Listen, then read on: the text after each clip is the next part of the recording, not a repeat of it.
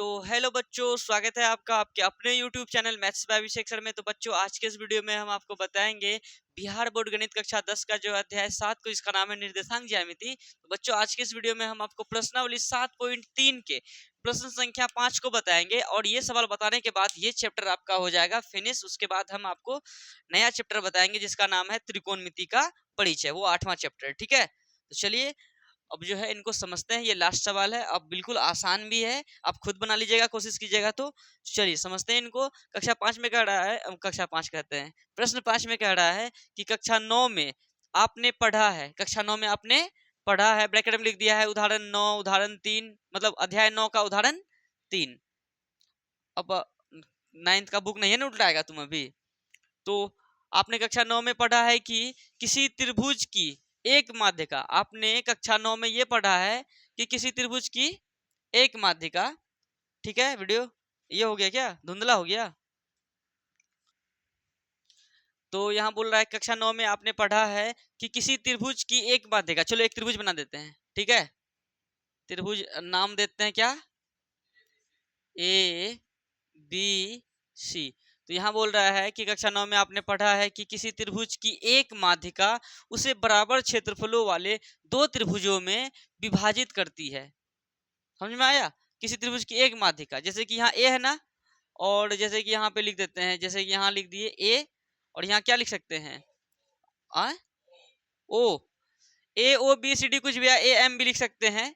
ठीक है, तो देखो ए बी सी एक क्या है, त्रिभुज है, और ये ए एम क्या लिख दिए, माध्यिका लिख दिए। क्या लिख दिए, माध्यिका। और यहाँ कह रहा है कि कक्षा 9 में आपने पढ़ा है कि किसी त्रिभुज की एक माध्यिका, ये जो ए एम लिखे ना, इसको ये क्या है, माध्यिका है, एक माध्यिका उसे बराबर क्षेत्रफलों वाले दो त्रिभुजों में क्या करती है, विभाजित करती है। माध्यिका जैसे खींचे ना, अब जैसे कि त्रिभुज क्या बन गया, ए बी एम, ये बना ना रे, और एक त्रिभुज बना ए एम सी, ये बना ना। ये दोनों त्रिभुजों का जो क्षेत्रफल होगा क्या होगा, आपस में बराबर होगा। समझ में आया? तो ठीक है, तो उस त्रिभुज ए बी सी के लिए, उस त्रिभुज ए बी सी के लिए इस परिमाण का सत्यापन कीजिए। मतलब ये बात का क्या करना है, सत्यापन का मतलब प्रूफ करना है, वेरीफाई करना है कि ये बात सही है कि अगर एक माध्यिका खींच देते हैं तो वो बराबर क्षेत्रफलों वाले दो त्रिभुजों में विभाजित हो जाती है। समझ में आया? तो इसको सत्यापन करना है। और शीर्ष कितना, ए का शीर्ष कितना है,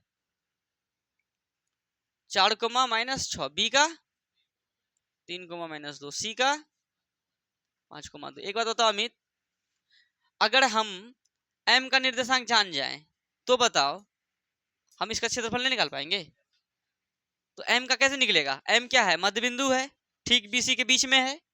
तो मध्य बिंदु का निर्देशांक क्या होता है, x1 + x2, x1 + x2 बटे 2, y1 + y2 बटे 2। x1 कितना है प्लस x2 कितना है, 5/2, y1 कितना है -2 प्लस y2 कितना है 2/2, 5 3 8/2, और कोमा -2/2 0/2, कट जाएगा ना 4, 0। तो इसका कितना गया 4, 0। बात समझ में नहीं आया? अब इसका निर्देशांक पता चल गया, तो ए का निर्देशांक पता है, बी का निर्देशांक पता है, एम का निर्देशांक पता है। अब इसका क्षेत्रफल नहीं निकाल पाएंगे इस त्रिभुज का।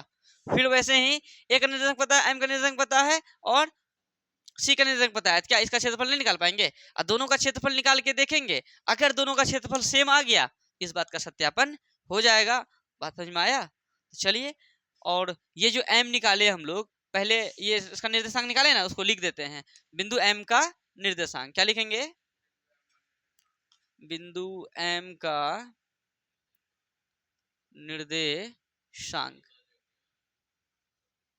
ठीक है, धुंधला हो गया?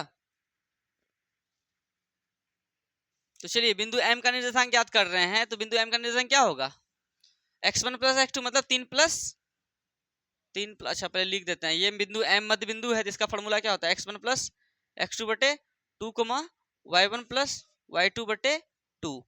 बताओ x1 कितना है, 3 + x2 5/2, y1 -2 + y2 प्लस का 2/2, ब्रैकेट लगा दिए। अब 5 3/2, कट के कितना 0/2, कितना हो जाएगा, ये कटेगा तो 4, ऊपर 0 नीचे संख्या क्या होगा।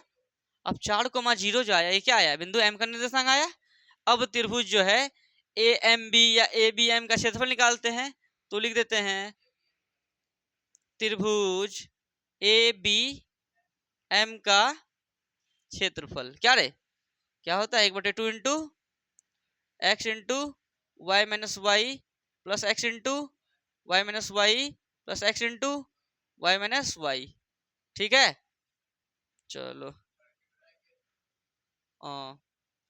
23 31 12 1 2 3 1/2 लिख दिए। x1 कितना है, देखो ए बी एम में देखो ये है x, ये है y, यहाँ भी है x, ये है y, ये भी है x, ये भी है x1 x2 x3 y1 y2 y3, क्योंकि ए बी एम में देखेंगे ना x1 कितना 4 ब्रैकेट y2 -2, फिर माइनस देंगे y3 रे 0, ठीक है x2 3 ब्रैकेट y3 y1 हो जाएगा प्लस का 6 x3 y1 माइनस y2 हो जाएगा प्लस का 2, नहीं समझा। अरे 1/2 इंटू कितना 4 गुना -2 -0 तो माइनस का 2 ही ना होगा, प्लस 3 इंटू 6 + 0 6 ना रे, प्लस 4 इंटू -6 + 2 क्या हो जाएगा माइनस का 4, तो 1/2 वीडियो में आ रहा है ना रे, प्लस माइनस माइनस 4 दूनी 8 प्लस 3 छके 6 18 हो गया, प्लस माइनस माइनस 4 चौके 16, कोई दिक्कत, नीचे लिखेंगे तो आएगा। तो 1/2 इंटू देखो दोनों चीज किस में है, तो 16 4 20 4 कितना रे माइनस का 24, दोनों जुड़ जाएगा लेकिन चिन्ह माइनस का ही रहेगा, प्लस का कितना 18, कोई दिक्कत। अब बताओ नीचे लिखेंगे तो आएगा। अब 1/2 अब -24 + 18 तो कितना हो जाएगा माइनस का 6, अब नीचे आएगा ना, नहीं आएगा। अब इधर लिख देते हैं 1/2 इंटू कितना रे -6, द्वितीया कितना आ गया -3, कोई दिक्कत आया यहाँ तक। और ये क्षेत्रफल निकाल रहे हैं, चूंकि ये क्षेत्रफल है, क्षेत्रफल एक माप है, इसलिए ऋणात्मक यहाँ लिखेंगे उस बात को, चूंकि क्या लिखेंगे क्षेत्रफल एक माप है इसलिए यह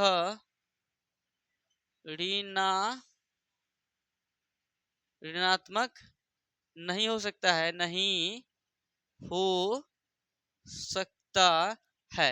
इसीलिए त्रिभुज क्या है ए बी एम, इसीलिए त्रिभुज ए बी एम का क्षेत्रफल बराबर 3 वर्ग मात्रक, कोई दिक्कत, यानी इस माइनस को खाली छोड़ देना है, बाकी बात जो संख्या है वो लेंगे। आया यहाँ तक। तो ए बी एम का क्षेत्रफल कितना आ गया 3 वर्ग मात्रक। अब हम लोग ए सी एम निकाल के देखते हैं इनका भी अगर 3 आ गया जिसका मतलब बात क्या है सही है।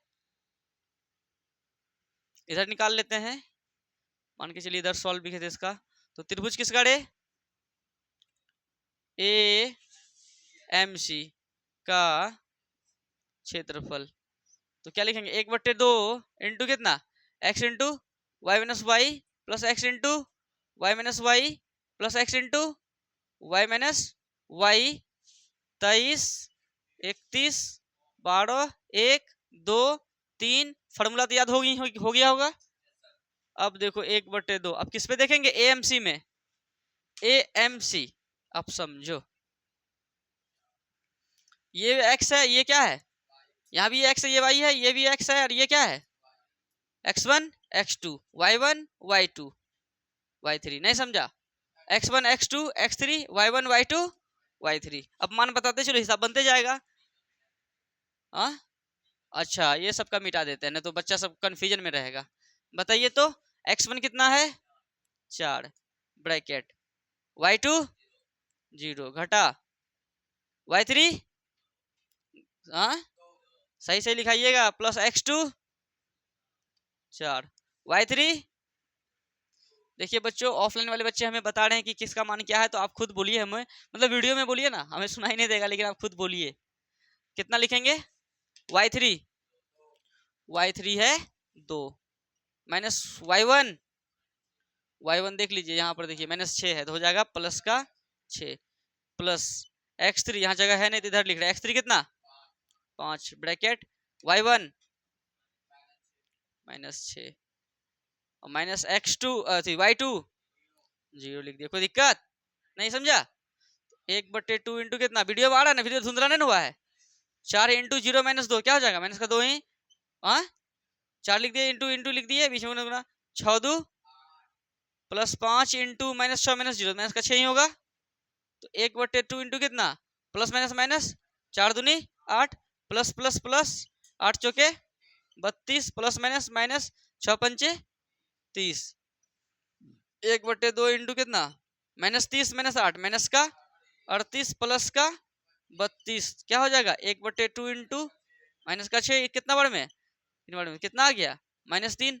इसमें भी यही लिखेंगे चूंकि क्षेत्रफल एक क्या है माप है और ये आपके एग्जाम में अगर इस टाइप से आए तो बना दीजिएगा ठीक है। और ये एग्जाम में पूछता है डायरेक्ट ये वाला पूछता है, इतना झोल झाल नहीं देता है। अगर देगा ऐसा देगा कितना नंबर में 5 नंबर में डायरेक्ट देता है, निर्देशांक दे देगा बोलेगा त्रिभुज का क्षेत्रफल ज्ञात करने कर लीजिएगा 2 नंबर में पूछता है। और देखो संरेखी वाला पूछता है, संरेखी वाला में क्या है त्रिभुज का क्षेत्रफल लगा के बराबर क्या लगा देते हैं 0 बस हिसाब बन जाता है। तो क्षेत्रफल एक माप है इसीलिए यह ऋणात्मक नहीं हो सकता है, नहीं हो सकता है इसलिए त्रिभुज क्या है AMC का क्षेत्रफल वर्ग कितना हो गया 3 वर्ग मात्रक। अब तुम बताओ AMC भी 3 आया ये भी 3 आया तो कक्षा 9 में जो हमने ये बात को पढ़ा था कि त्रिभुज की एक माध्यिका उसे बराबर क्षेत्रफलों वाले 2 त्रिभुजों में विभाजित करती है, ये बात क्या है बिल्कुल राइट है और इस बात का सत्यापन हो गया। तो अतः में उस बात को लिख दो, क्या अतः में लिखेंगे यहाँ जगह है, चलो अतः में क्या लिखेंगे बताओ तो। अतः त्रिभुज की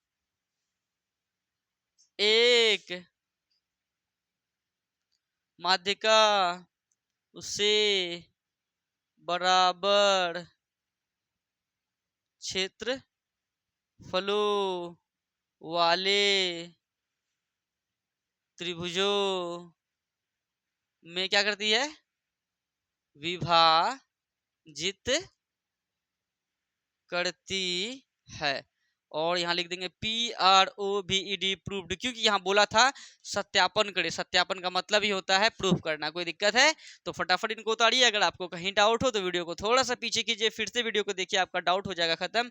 और हमने आपको जो है पहला अध्याय, दूसरा अध्याय, तीसरा अध्याय, चौथा अध्याय, पांचवा अध्याय, छठे को छोड़ के सातवां अध्याय और आठवां अध्याय भी पढ़ाए हैं 8.3 और 8.4। तो 8.1 और 8.2 का वीडियो अपलोड होगा, उसके बाद 8वां तक भी फिनिश हो जाएगा यूट्यूब पे बढ़िया से। अगर आप चाहिएगा घर बैठे आराम से आप एक तरफ से पहला अध्याय से लेकर 8वां अध्याय तक का सॉलिड तैयारी कीजिए। ये 8 अध्याय पढ़ लेने से आपका जो है ना 80+ मार्क्स मैथ में कोई नहीं काटने वाला है, क्योंकि यहाँ डबल का ऑप्शन है। हमेशा जो है मतलब 100 ऑब्जेक्टिव बनाना मतलब देता है, उसमें 50 टो बनाना रहता है, 30 2 नंबर देता है जिसमें 15 को बनाना रहता है, और 8 25 नंबर रहता है जिसमें 4 टो ही बनाना रहता है। तो एक अध्याय से लेकर 8 अध्याय तक भर भर के सवाल रहता है, ऑब्जेक्टिव सब्जेक्टिव सब कुछ। तो इसलिए आप लोग जो है ना एक अध्याय से लेकर 8 अध्याय तक में, छठा को हमें अभी बताया भी नहीं है, फिर भी आप जो है 80+ मार्क्स ला सकते हैं केवल 8 अध्याय पढ़ के। बाकी बात हम आपको और भी चैप्टर को बताएंगे, आप उस बात को लेके टेंशन में ना रहें, बस आप अच्छे से तैयारी करें ठीक है। तो मैथ हम जैसे जैसे आपको बताए हैं एक तरफ से, और ऐसा नहीं है कि मेरा वीडियो देखने के बाद आपको समझ में नहीं आएगा, 100% समझ में आएगा। बस आप ईमानदारी पूर्वक स्थिरता पूर्वक बैठ के देखिए वीडियो, पक्का आपको सभी बात समझ में आएगा। और सबसे पहले आप जो है ना ऑब्जेक्टिव को फिनिश करें, फिर मैथ में जैसे हम बताते जा रहे हैं एक तरफ से आप करते चलिए। आप कोई बच्चे अगर अभी भी मैथ को अच्छे से मतलब नहीं पढ़े हैं तो कोई बात नहीं है, सबके घर में मोबाइल होगा, पापा मम्मी का मोबाइल लेके जो है आप आराम से मेरे वीडियो को एक तरफ से देखते चलें। पहला अध्याय, दूसरा अध्याय, तीसरा अध्याय, चौथा अध्याय, पांचवा, छठा को सातवां है, फिर 8वां है, एक अध्याय से लेकर 8 अध्याय तक। इतना कर लेने के बाद जो है ना आपका जो है क्या बताएं मतलब 80 85 90 तक मार्क्स आ सकता है, बस ये 8 चैप्टर पढ़ के ठीक है। और हम आपको इस सभी चैप्टर का ऑब्जेक्टिव भी बताएंगे यूट्यूब पे बहुत ही अच्छे तरीके से।